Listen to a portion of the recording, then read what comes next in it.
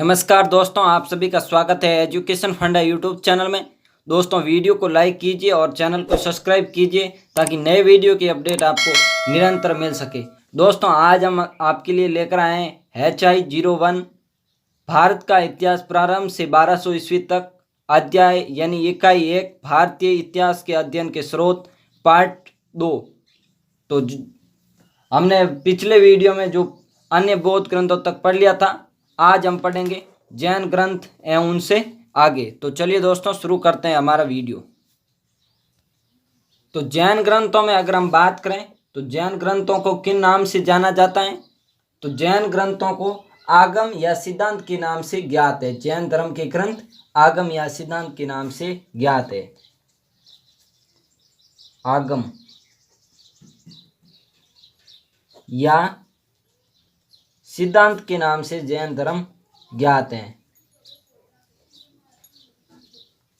आगम या सिद्धांत के नाम से ज्ञात है।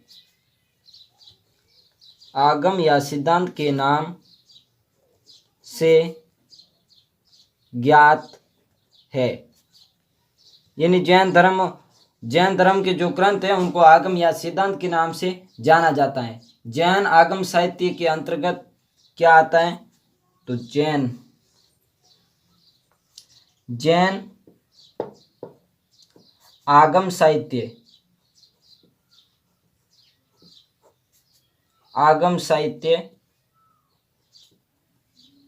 इसके अंतर्गत क्या आते हैं? तो इसके अंतर्गत आते हैं 12 अंग, 12 अंग,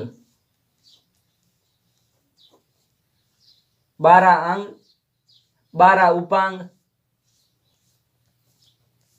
12 उपांग, 12 अंग, 12 उपांग, 10 प्रकीर्ण, 10 प्रकीर्ण, 6 छेदी सूत्र, 6 छेदी सूत्र, 6 छेदी सूत्र, नंदी,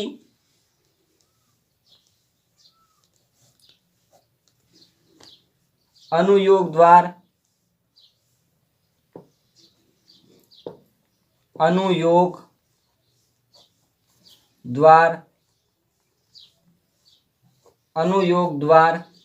और 4 मूल सूत्र आते हैं। और 4 मूल सूत्र आते हैं। मूल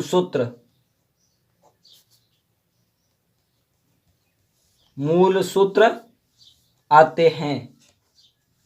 तो इसमें जो जैन आगम साहित्य है इसके अंतर्गत 12 अंग, 12 उपांग, 10 प्रकीर्ण, 6 छेदी सूत्र, नंदी, अनुयोग द्वार और 4 मूल सूत्र आते हैं।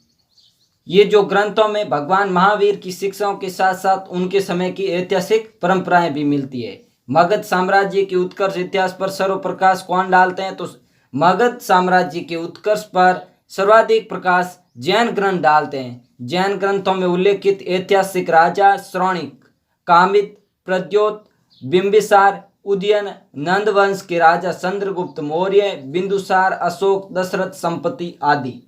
यानी जैन ग्रंथों में उल्लेखित ऐतिहासिक राजा कौन कौन हैं? जैन ग्रंथों में उल्लेखित ऐतिहासिक राजा, जैन ग्रंथों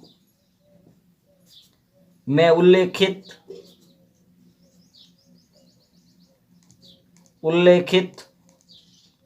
ऐतिहासिक राजा,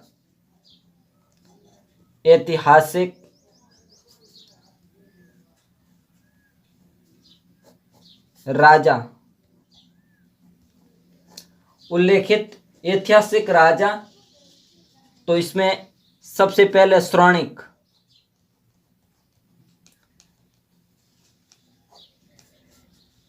के बाद कामिद, श्रौणिक, कामिद, प्रद्योत, श्रवणिक, कामिद, प्रद्योत, बिंबिसार।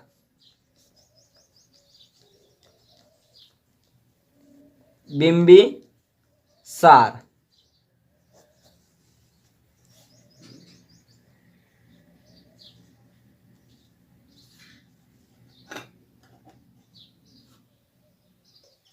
बिंबिसार उदयन नंद वंश के राजा, नंद वंश के राजा चंद्रगुप्त मौर्य, चंद्रगुप्त मौर्य, नंद वंश के राजा चंद्रगुप्त मौर्य। और बिंदुसार, बिंदुसार, बिंदुसार अशोक दशरथ, अशोक दशरथ, अशोक दशरथ संपत्ति आदि, संपत्ति आदि, संपत्ति आदि। जैन परंपरा के अनुसार महावीर स्वामी की शिक्षाएं मूलतः 14 पर्वों यानी प्राचीन ग्रंथों में संकलित थी, परंतु समय क्रम में इनका ज्ञान खो गया। तदुपरांत महावीर स्वामी के निर्माण के 160 वर्षों पश्चात पाटलिपुत्र में प्रथम जैन समिति बुलाई गई, जिसमें 12 अंगों का संकलन किया गया। पर आने वाले वर्षों में फिर इस प्रकार के प्रयासों की आवश्यकता पड़ी, जिसके फलस्वरूप 300 से 313 ईस्वी के मध्य मथुरा व वल्लभी में 2 अलग अलग समितियां बुलाई गई, जिसका एक परिणाम ये भी निकला कि जैन ग्रंथों के 2-2 पाठ हो गए। अंततः इसमें समन्वय लाने के लिए 553 या 566 ईस्वी में एक और समिति की बैठक वल्लभी में बुलाई गई, जिसमें सभी जैन ग्रंथों को एक रूपता में लिपिबद्ध करने का प्रयास किया गया। इन ग्रंथों में न केवल महावीर स्वामी की शिक्षाएं मिलती हैं, बल्कि अपने समय के इतिहास की झलक भी मिलती है। इस दृष्टि में परिशिष्ट प्रबंध उल्लेखनीय है। भद्रभाव चरित्र में जैनाचार्य भद्रभाव के साथ साथ चंद्रगुप्त मौर्य के जीवन पर भी कुछ प्रकाश पड़ता है। इनके अतिरिक्त कथा कोश, पोष्याश्रव कथा कोश, लोक विभाग, त्रिलोक प्रज्ञप्ति, आवश्यक सूत्र, भगवती सूत्र, कालिका पुराण आदि अनेक जैन ग्रंथ भारतीय इतिहास की सामग्री प्रस्तुत करते हैं। कल्प सूत्रों से जो सामग्री प्राप्त हो सकी है उसकी उपयोगिता निर्विवाद है। तो ये कुल जैन ग्रंथों के इम्पोर्टेंट जो बिंदु थे वो आपको लिखा दिए गए हैं, और जो इसके बारे में परिचय आपको दे दिया गया। अब हम बात करेंगे ऐतिहासिक एवं समसामयिक ग्रंथों के बारे में। इनमें मुख्य संस्कृत भाषा के ग्रंथ आते हैं। तो चलिए दोस्तों शुरू करते हैं। तो ऐतिहासिक एवं समसामयिक ग्रंथ, इनमें मुख्य संस्कृत भाषा के ग्रंथ आते हैं। संस्कृत भाषा के ग्रंथ आते हैं। संस्कृत भाषा के ग्रंथ आते हैं। इनमें मुख्य संस्कृत भाषा के ग्रंथ आते हैं। अष्टाध्यायी डॉक्टर वासुदेव शरण अग्रवाल ने पाणिनि के प्रसिद्ध व्याकरण ग्रंथ अष्टाध्यायी का रचनाकाल 5वीं सदी ईसा पूर्व के मध्य निर्धारित किया, जिसको लगभग सभी विद्वान स्वीकार करते हैं। अष्टाध्यायी,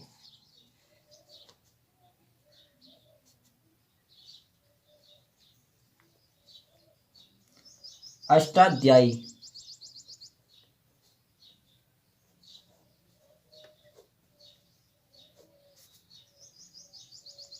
अष्टाध्यायी डॉक्टर वासुदेव शरण अग्रवाल ने, डॉक्टर वासुदेव शरण अग्रवाल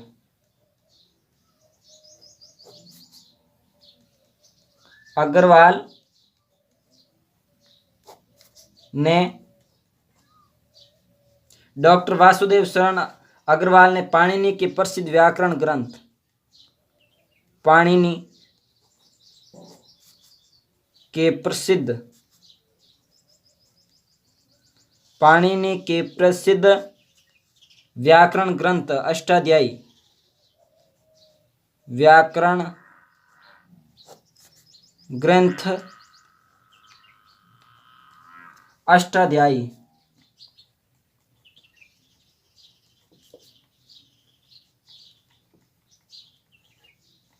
अष्टाध्यायी का रचना काल 5वीं सदी माना है। का रचना काल 5वीं सदी ईसा पूर्व माना है। 5वीं सदी ईसा पूर्व, 5वीं सदी ईसा पूर्व माना है। ईसा पूर्व माना है। तो ये हो गया अष्टाध्यायी के बारे में। अब बात करते हैं अर्थशास्त्र के बारे में।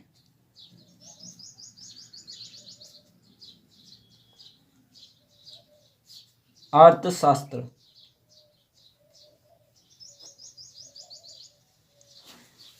अर्थशास्त्र, इसमें मौर्यकालीन इतिहास की जानकारी मिलती है।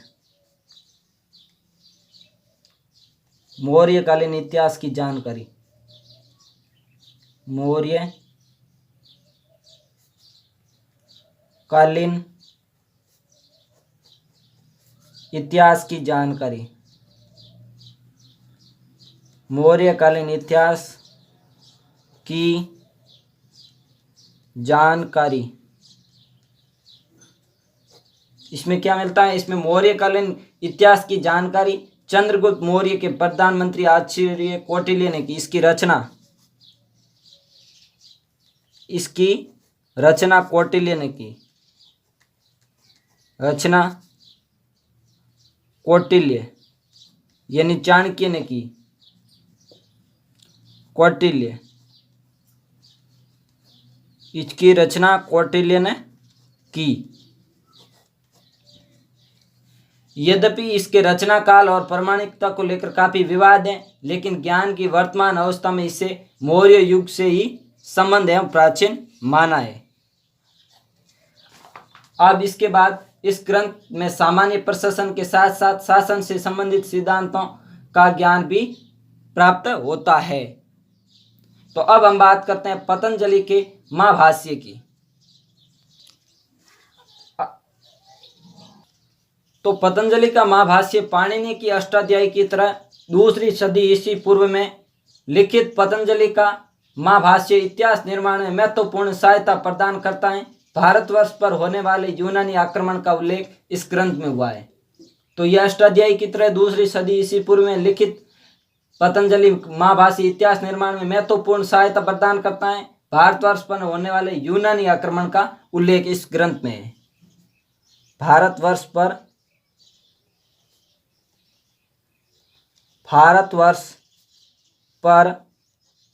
होने वाले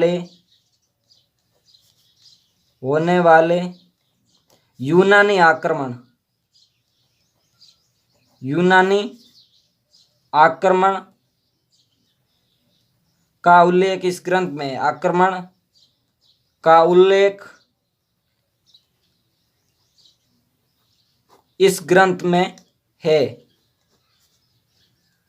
इस ग्रंथ में है। भारतवर्ष पर होने वाले यूनानी आक्रमण का ग्रंथ इस ग्रंथ में है। अब इसके बारे में बाद हम बात करते हैं गार्गी संहिता। गार्गी संहिता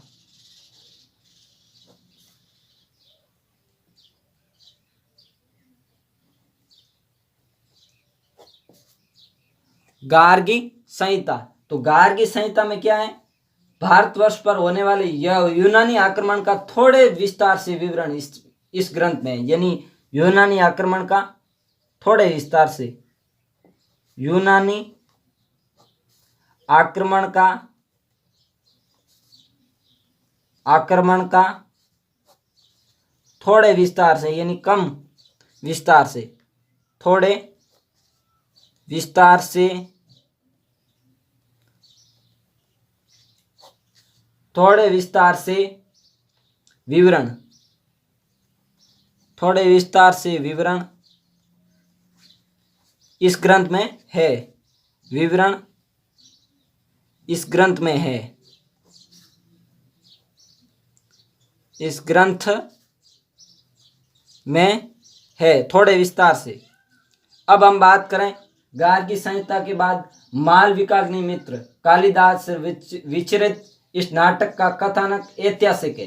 मालविकाग्निमित्र और इस ग्रंथ में शुंग वंश तथा उसके पूर्ववर्ती राजवंशों की समकालीन राजनीतिक ऐतिहासिक परिस्थितियों का बोध होता है। राज परिवारों के आंतरिक जीवन का ये दर्पण है। राज परिवारों के इसमें मुख्य क्या है? ये राज परिवारों के आंतरिक जीवन का दर्पण है। राज परिवारों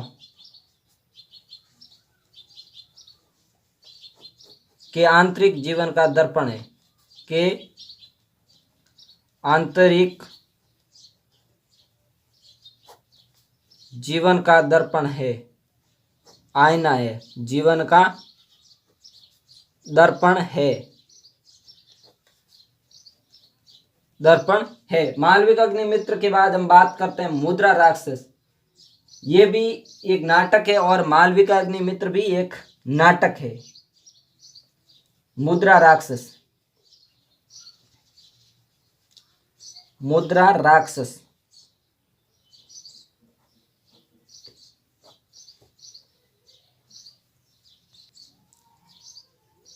रचित किसके द्वारा? ये विशाखा दत्त द्वारा रचित है, विशाखा दत्त, और ये एक नाटक है। विशाखा दत्त द्वारा रचित, किसके द्वारा? विशाखा दत्त द्वारा, और ये एक नाटक है। क्या है? ये एक नाटक है। इस नाटक से उनका कथानक भी ऐतिहासिक है। इस नाटक में राजनीतिक की महत्ता प्रदर्शित की गई है। इस नाटक का कथानक नंद वंश के अंत एवं चंद्रगुप्त मौर्य के राज्यारोहण से संबंधित है। इसका एक महत्वपूर्ण पात्र चाणक्य है, जो राज्य में सुव्यवस्था स्थापित करने तथा चंद्रगुप्त मौर्य के शासन को सुरक्षित करने के लिए असीम कूटनीतिक सूझबूझ का परिचय देता है। यानी ये नंद वंश के अंत एवं चंद्रगुप्त मौर्य के राज्यारोहण से संबंधित है।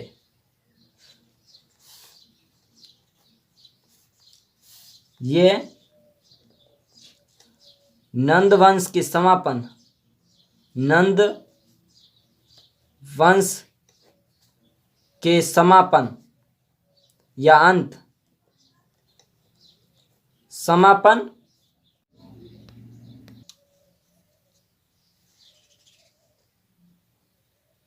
चंद्रगुप्त मौर्य के राज्यारोहण,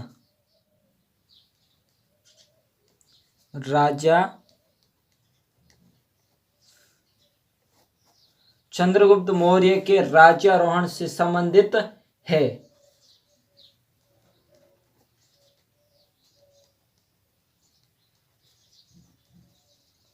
संबंधित है मुद्रा राक्षस। और इसके बाद हम बात करेंगे स्थानीय लेखन की। राजतरंगिणी 12वीं सदी ईस्वी के कवि कर्ण की राजतरंगिणी 600 अर्थों में इतिहास ग्रंथ है। इसमें कर्ण ने प्रारंभ से लेकर अपने समय तक का कश्मीर का इतिहास लिखा है। तो अब हम बात करते हैं स्थानीय लेखन के बारे में। तो स्थानीय लेखन में हम बात करें तो कवि कर्ण की राजतरंगिणी 600 अर्थों में इतिहास ग्रंथ है। सबसे पहले हम बात करते हैं कवि कर्ण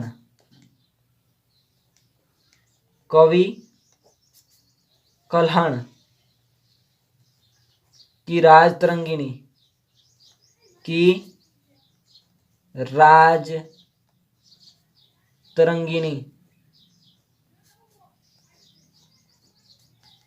कवि कर्ण की राजतरंगिणी 600 अर्थों में इतिहास ग्रंथ है। 600 अर्थों में, 600 अर्थों में इतिहास ग्रंथ है। इतिहास ग्रंथ है 600 अर्थों में इतिहास ग्रंथ है कवि कर्ण की राजतरंगिणी। उसके बाद उसने इतिहास लिखने की परंपरा का सूत्रपात किया और जिसे उसके शिष्यों ने चालू रखा। इसके अलावा स्थानीय भाषाओं में अनेक ग्रंथों की रचना हुई। गुजरात ने अपने वीरों के गुणगान एवं उनकी स्मृतियों को नवीन रचनाओं में डालने की परंपराएं प्रारंभ की। इस ओर प्रयास करने वाले लेखकों में सोमेश्वर है, मुख्य है, जिसकी रचनाएं रासमला, कीर्ति मुदी, स्थानीय इतिहास पर प्रकाश डालती हैं। तो अब बात करते हैं सोमेश्वर की रचनाएं के बारे में। सोमेश्वर कहाँ के थे? गुजरात के। सोमेश्वर,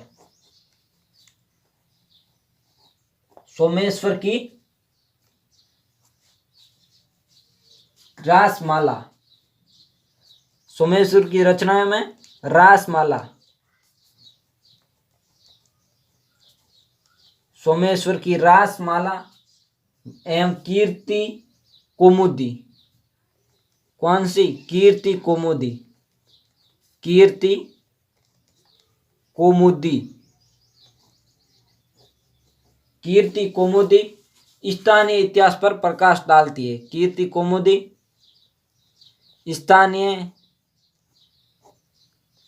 इतिहास पर प्रकाश डालती है। इतिहास पर, स्थानीय इतिहास पर प्रकाश डालती है। प्रकाश डालती है, स्थानीय इतिहास पर प्रकाश डालती है सोमेश्वर की कीर्ति कौमुदी व रासमाला। इसके अतिरिक्त अमर सिंह की सुकृति संकीर्तन, किसकी? हरि सिंह की सुकृति संकीर्तन, राजशेखर के प्रबंध कोश, जय सिंह के हमीर मदमर्दन, मेरुतंग के प्रबंध चिंतामणि एवं बालचंद्र का बसंत विलास इस दृष्टि से उल्लेखनीय रचनाएं हैं। तो हरि सिंह की के सुकृति संकीर्तन, हरि सिंह, हरि सिंह की रचना का नाम सुकृति संकीर्तन, सुकृति संकीर्तन, संकीर्तन। और इसमें प्रमुख लेखकों में बात करें, राजशेखर प्रबंध कोश, राजशेखर प्रबंध कोश, प्रबंध कोश। और उसके बाद हम बात करें जय सिंह के हमीर मदमर्दन, जय सिंह हमीर मदमर्दन, हमीर मदमर्दन, मदमर्दन। और मेरुतंग के प्रबंध चिंतामणि, मेरुतंग,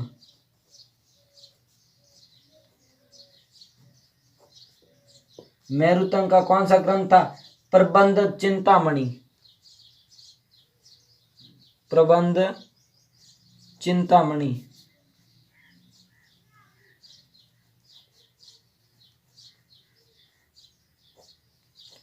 प्रबंध चिंतामणि। बालचंद्र का बसंत विलास, बालचंद्र बसंत विलास, बसंत विलास। बालचंद्र का बसंत विलास इस दृष्टि से उल्लेखनीय रचनाएं। इस भांति रामचरित में बंगाल के रामपाल का वर्णन दिया गया है। इसके लेखक संध्या का नंदी है।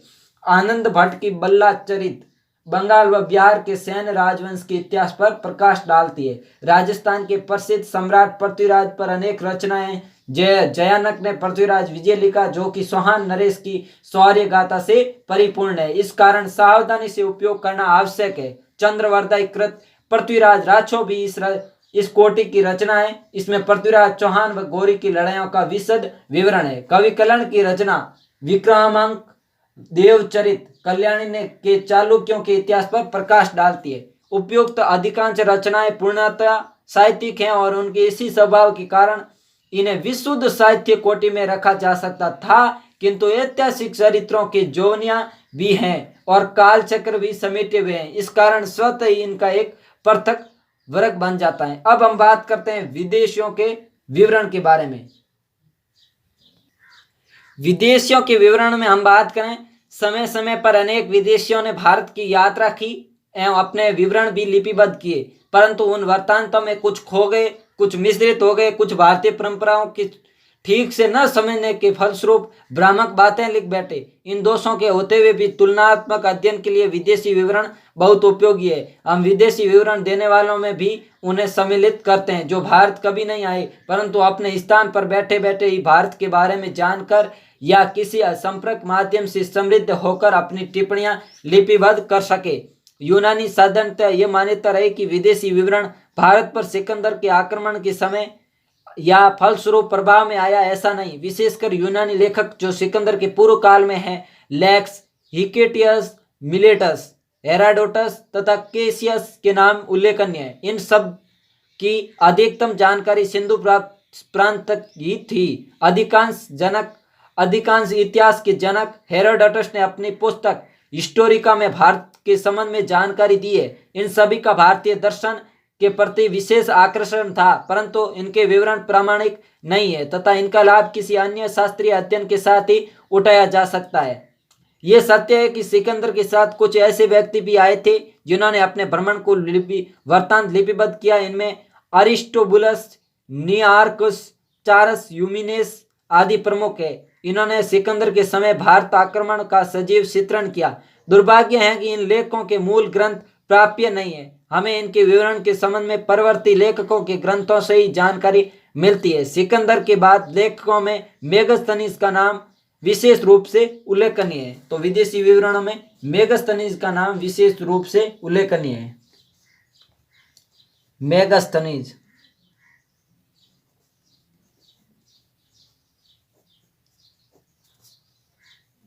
का नाम विशेष रूप से उल्लेखनीय है। विशेष रूप से उल्लेखनीय है। उसके बाद हम बात करें, वह यूनानी शासक सेल्यूकस की ओर से चंद्रगुप्त मौर्य के दरबार में राजदूत था और उसने अपने प्रवास काल में अपनी पुस्तक इंडिका में लिपिबद्ध किया। सेल्यूकस की ओर से दरबार में चंद्रगुप्त मौर्य के एक राजदूत था। यूनानी शासक सेल्यूकस की ओर से चंद्रगुप्त मौर्य के दरबार में राजदूत था और उसने अपने प्रवास काल में अपनी पुस्तक इंडिका में लिपिबद्ध किया। अगर मेगस्थनीज के विवरण को कौटिल्य के अर्थशास्त्र के साथ मिलाकर प्रयोग में लिया जाए तो भारत की प्रशासनिक, आर्थिक एवं सामाजिक स्थिति की एक सजीव प्रस्तुति होती है। इसमें भी संदेह नहीं कि ये यूनानी यहाँ रहकर भी भारत की रीतियों एवं समाज के गठन के रहस्यों को सही ढंग से नहीं समझ सका। इसका भी ग्रंथ लुप्त है और इसका कारण विवरण परवर्ती लेखकों की रचनाओं में ही जीवित है। यही स्थिति बिंदुसार के दरबार में सीरिया से आए राजदूत डायमेकस के ग्रंथ की है। अन्य यूनानी लेखकों में सर्वप्रथम प्लिनी का नाम लिया जाता है। उसने अपनी पुस्तक नेचुरल हिस्ट्री में भारत प्रथम शताब्दी के पशुओं, पौधों एवं खनिज पदार्थों का उल्लेख किया है। टॉलमी ने दूसरी शताब्दी ईस्वी में भारत के भूगोल से संबंधित एक पुस्तक लिखी जिसमें उसका दृष्टिकोण पूर्णतः वैज्ञानिक था। एरियन ने अपनी रचना भारत पर मकुदुनिया के आक्रमण का अछूता एवं विस्तृत प्रकाश डाला है। कर्टियस, जस्टिनी तथा एस्ट्रेबो के देन हम भूल नहीं सके। इनके विवरण चाहे जितने अंतर्जित हो, इतिहास के अनेक अधूरे प्रश्नों को सुलझाने में सहायक बन जाते हैं। एक अज्ञात लेखक की पुस्तक इरिथ्रियन सागर का पेरिपल्स भारतीय वाणिज्य की स्थिति एवं विशेष रूप से अनूठा प्रकाश डालती है। इजिप्ट के मराठाधीश कासमकस की इंडिका तथा प्लूटस की विप्रस्तुत पुस्तक Christian topography of the universe का भी उतना ही महत्व है। अब बात करें चीन में बौद्ध धर्म के प्रसार के फलस्वरूप अनेक चीनी यात्री भगवान बुद्ध की स्थली भारत आए तथा उनमें से कुछ ने यात्रा विवरण भी रचे। वे भारतीय इतिहास के साधन के रूप में भी उनके अभिन्न अंग बन गए। यद्यपि इस प्रकार के वृत्तांतों में लेखकों को हर घटना वस्तु के प्रति धार्मिक दृष्टिकोण ही उभरता है। तो चीनी लेखकों में भी कुछ आए थे। चीनी लेखकों की श्रृंखला में सुआसिन पहला व्यक्ति है जिसने अपने ग्रंथ भारत के इतिहास पर प्रकाश डाला।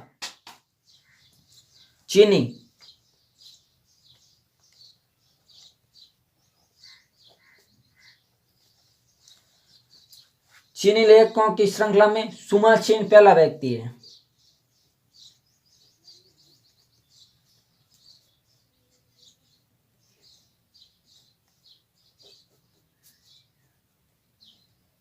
पहला व्यक्ति है, सुमा छिन पहला व्यक्ति है जिसने अपने ग्रंथ में पहला व्यक्ति है जिसने भारत के इतिहास पर प्रकाश डाला, जिसने भारत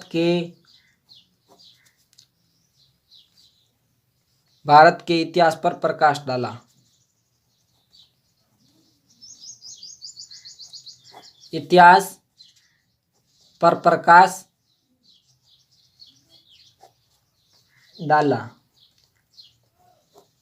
और इनसे आगे हम बात करें तो तत्पश्चात लेखकों की जो श्रृंखला है उसमें विशेष रूप से फायान, ह्वेनसांग तथा इत्सिंग का नाम भी उल्लेखनीय है। इन तीनों ने भारत की यात्रा करके संस्मरणों को लिपिबद्ध किया। फायान 399 ईस्वी में गुप्त वंशीय सम्राट चंद्रगुप्त विक्रमादित्य के काल में भारत आया। फायान के बारे में क्या लिखा हुआ है उसके बारे में भी हम नोट कर लेते हैं।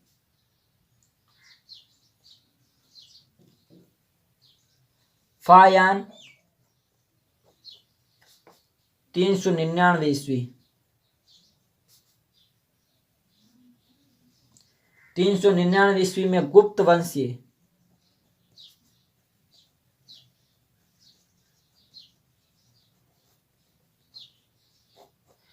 399 ईस्वी में गुप्त वंशीय सम्राट चंद्रगुप्त विक्रमादित्य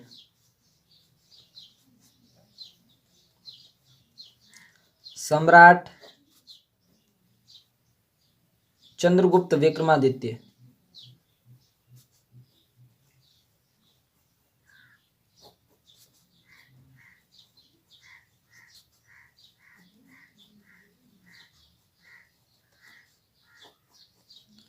चंद्रगुप्त विक्रमादित्य के काल में भारत आया।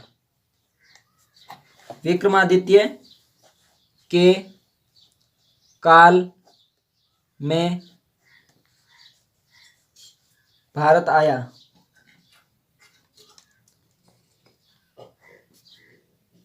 विक्रमादित्य के काल में भारत आया। अब हम बात करें फायान के बाद यात्री ने गंगावर्ती प्रांतों की शासन प्रबंध तथा सामाजिक व्यवस्था का अपनी तरफ से पूरी तरह लेखा जोखा दिया, परंतु उसके वृत्तांत का मुख्य विषय बौद्ध धर्म ही है।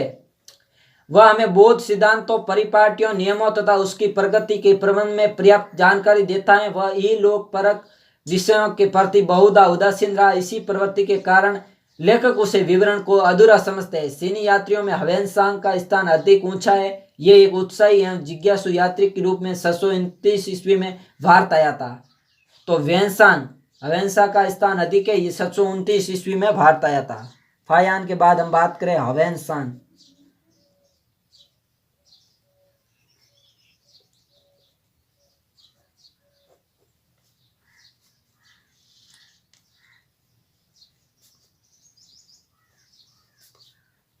सौ 29 ईस्वी में भारत आया।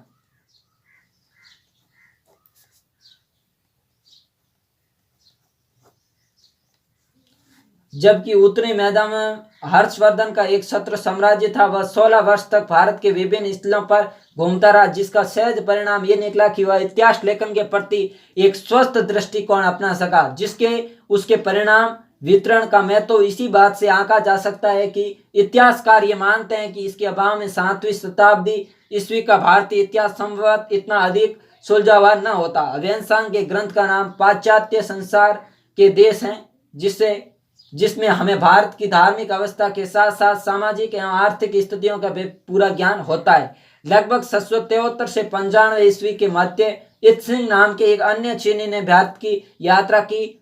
उसने भी बौद्ध धर्म के संदर्भ में भारत की धार्मिक अवस्था का सजीव चित्रण किया है और केवल इसी दृष्टि से ही उसकी उपयोगिता है। अब हम बात करते हैं अन्य विदेशी यात्री एवं लेखक। अन्य विदेशी यात्री एवं लेखकों में तिब्बती, अरबों एवं मध्य एशियाओं के नाम मुख्य है। तो अन्य विदेशी यात्री एवं लेखक तिब्बती लेखक तारानाथ के ग्रंथों कंग्यूर व तंगयूर रो भी भारत के इतिहास पर प्रकाश पड़ता है। शक एवं कुषाण काल के इतिहास में तिब्बती लेखकों का अपना योगदान है। अरब एवं मध्य एशियाई लेखकों का योगदान भारत के उत्तरार्ध में है, जिसे पूर्व मध्यकाल भी कहा जाता है। वैसे अरबों का भारत से संबंध बहुत प्राचीन है, परंतु ऐसा प्रतीत होता है कि मोहम्मद बिन कासिम के भारत पर आक्रमण के पश्चात अरब लेखकों ने प्रसंगवश भारत के बारे में काफी लिखना प्रारंभ कर दिया। उन लेखकों में सुलेमान सिलसिला, एमो अलमसुदी, मसलो जहाब, अल बिदारी, फतवा अल बुल्दान, अबूजे दुल हसन, इब्न खुदवा, अल इद्रिसी आदि विशेष उल्लेखनीय है। इस श्रृंखला में हर्षोत्कालीन भारत की अवस्थाओं पर उत्तम विवेचन करने वाले लेखकों अल बरूनी सदैव स्मरणीय है। अल बरूनी की भारतीय दर्शन एवं कला कौशल के प्रति रुचि उदाहरणीय है। अल बरूनी विदेशी यात्रियों में अल बरूनी भी एक थे। अल बरूनी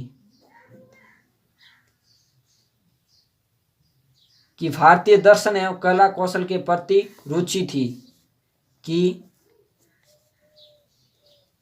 भारतीय दर्शन एवं कला कौशल, दर्शन एवं कला कौशल के प्रति रुचि थी। कला कौशल के प्रति रुचि थी, तो अब आगे हम बात करें तो आश्चर्य यह है कि जब महमूद गजनवी अपनी भौतिक एवं साम्राज्यवादी लिप्साओं में व्यस्त था, तब उसका ये दरबारी अल बरूनी भारतीय मस्तिष्क का मर्म समझने का यत्न कर रहा था। लेखक ने भारतीय सभ्यता एवं संस्कृति के विषय में जितना लिखा है, यदि उतना ही महत्व समकालीन इतिहास को भी दे देता तो इतिहास के पारंपरिक ज्ञान को भी बहुत लाभ पहुंचता। अब हम बात करते हैं पुरातात्विक साधनों के बारे में। पुरातत्व का महत्व इतिहास अध्ययन में दिनों दिन बढ़ता जा रहा है। यही कारण है कि विषय स्वतंत्र अध्ययन बन गया है। तो पुरातात्विक साधनों की हम बात करें तो इस सामग्री को अध्ययन की सुविधा के लिए 3 भागों में विभाजित किया जा सकता है। 3 भाग कौन कौन से? अभिलेख, स्मारक और मुद्राएं। अभिलेख,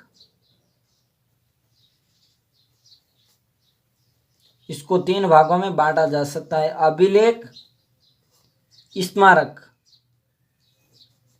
और मुद्राएं।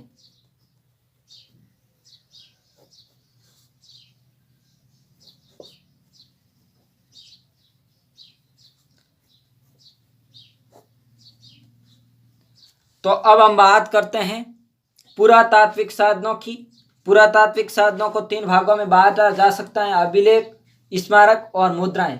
तो अभिलेखों का प्रचलन सम्राट अशोक के काल से या उससे पूर्व के काल से भी हो चुका था, विवाद का विषय बन सकता है, परंतु इसमें संदेह नहीं कि भारत इतिहास को प्रकाशित करने में अशोक तथा अशोक के पश्चात अभिलेख विशेष उल्लेखनीय है। तो हम सबसे पहले बात करते हैं अभिलेखों के बारे में।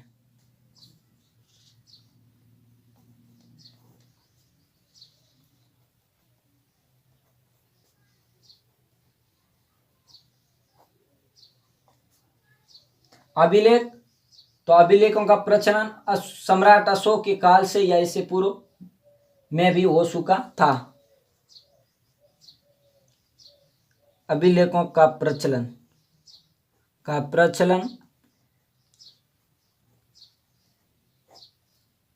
सम्राट अशोक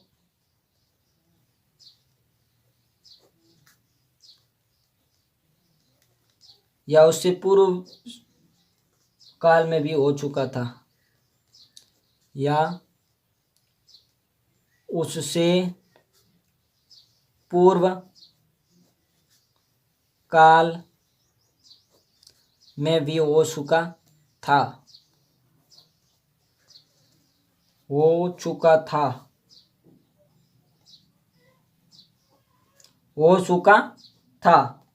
तो अशोक के अभिलेख ब्रह्मी व खरोष्ठी लिपि में है। अशोक के अभिलेख ब्रह्मी व ख्रोष्टी लिपि में। अशोक के अभिलेख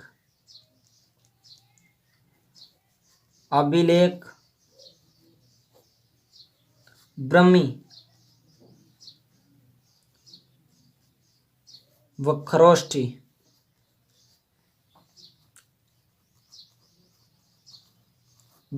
ख्रोष्टी लिपि में है।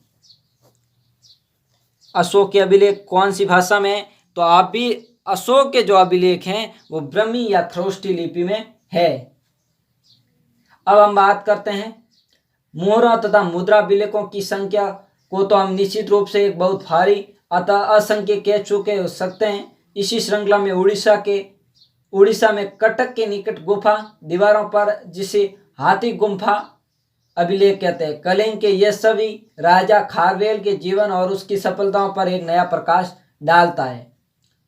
ग्वालियर की प्रशस्ति अत्यंत महत्वपूर्ण है क्योंकि इसमें प्रतिहार शासक राजा भोज की अर्जित सफलताओं का उल्लेख है। अभिलेखों के बाद हम बात करेंगे स्मारक और मुद्राएं। तो अभिलेख जिसमें कलिंग के यशस्वी राजा खारवेल के जीवन और उसकी सफलताओं पर प्रकाश डालता है। ग्वालियर की प्रशस्ति, ग्वालियर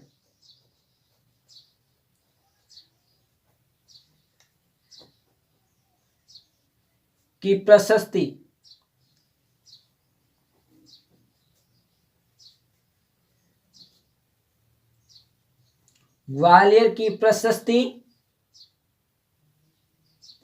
राजा भोज की अर्जित सफलताओं, ग्वालियर की प्रशस्ति राजा भोज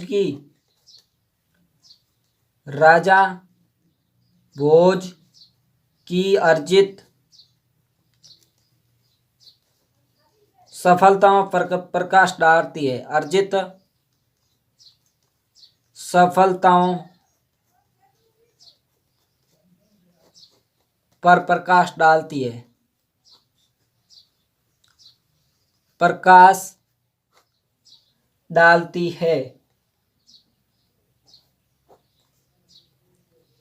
सफलताओं पर प्रकाश डालती है। तो आपने पुरातात्विक साधनों में अभिलेखों के बारे में पढ़ा। अब हम बात करते हैं स्मारकों के बारे में। तो स्मारकों की हम बात करें, स्मारक के अंतर्गत कितनी वस्तुएं आ सकती है ये कहना कठिन है। वास्तव में पुरातत्व संबंधी वर्गों में अभिलेख, मुद्रा तथा ललित कला संबंधी वस्तुओं को छोड़कर जो कुछ भी धरती के नीचे या ऊपर कला की वस्तु हो या एक ऐसी वस्तु जिसे देखने से हमें अपने प्राचीन की याद आ जाए, वह तो प्राचीन स्मारक मानी जाएगी। स्मारकों में हमें अपनी सभ्यता के जीते जागते उदाहरण मिलते हैं। ये पत्थर, मिट्टी, लकड़ी, धातु के बने हैं। स्मारक किससे बने हैं? पत्थर,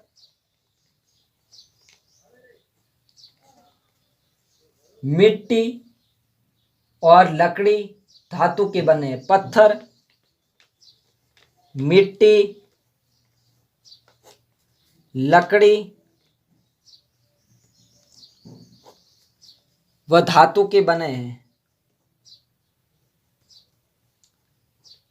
धातु के बने हैं।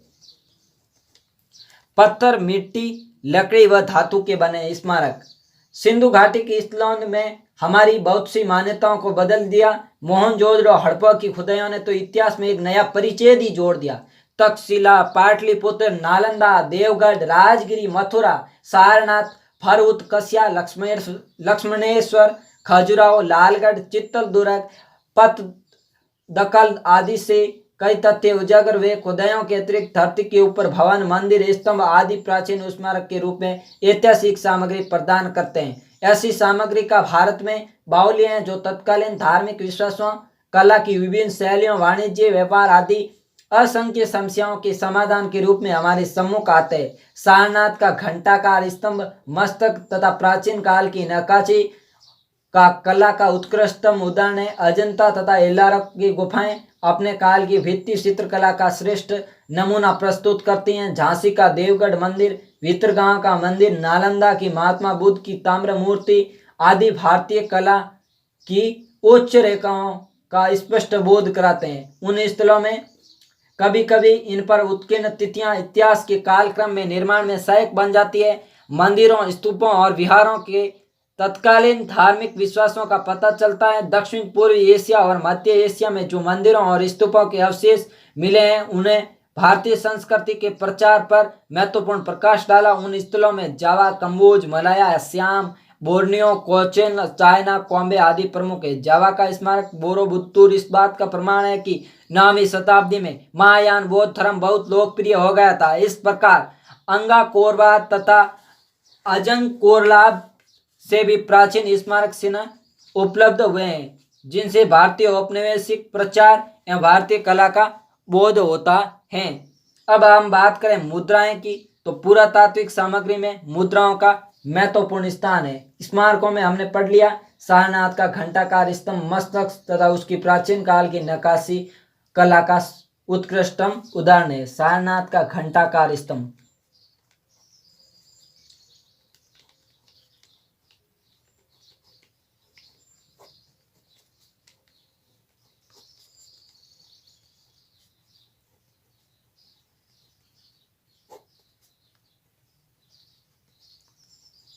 सारनाथ का घंटाकार स्तंभ, मस्तक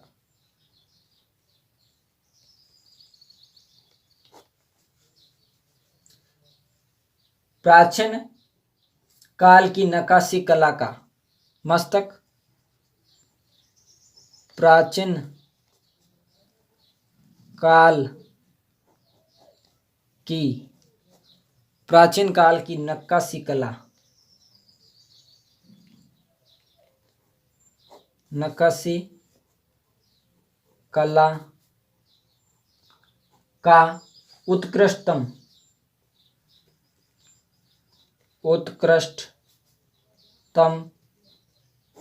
उदाहरण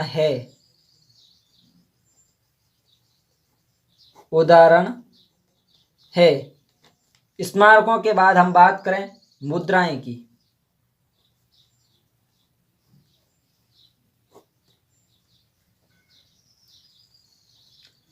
तो मुद्राएं पुरातात्विक सामग्री में मुद्राओं का महत्वपूर्ण स्थान है। प्राचीन सिक्कों पर लेख और चिन्ह महत्वपूर्ण होते हैं। सिक्कों के कई महत्वपूर्ण राजनीतिक एवं आर्थिक जानकारियां हिंदू यूनानी शासकों के सिक्के भी महत्वपूर्ण स्रोत हैं।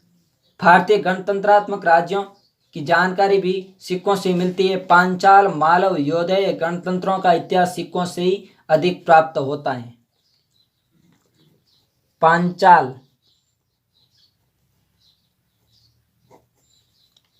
पांचाल और मालव व योधेय,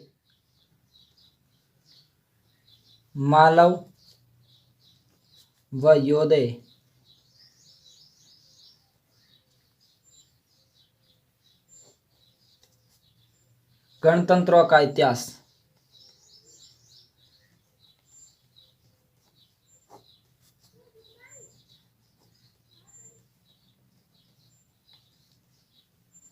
गणतंत्रों का इतिहास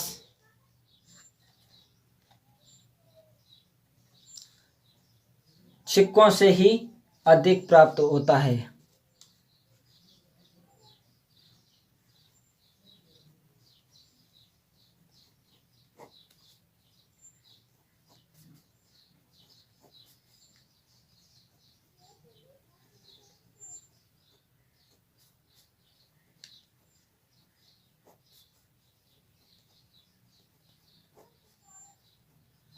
सिक्कों से ही अधिक प्राप्त होता है। इसी प्रकार सातवाहन कुल का इतिहास भी मुद्राओं से प्रकाशित होता है। समुद्रगुप्त की मुद्राओं के आधार पर हम ये स्पष्ट कर सकते हैं कि वैष्णव धर्म का अनुगामी था। उसकी मुद्राओं पर उत्कीर्ण वीणा के आधार पर हम ये उसे संगीत कला का उपासक भी कह सकते हैं। प्राचीन भारतीय सिक्के सोने, चांदी व तांबे के होते थे। प्राचीन भारतीय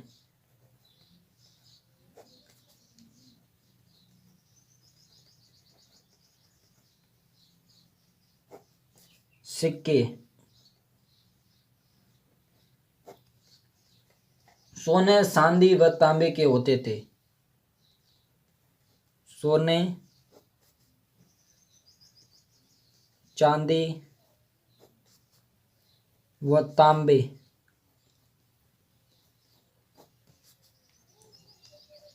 के होते थे। सोने, चांदी व तांबे के होते थे।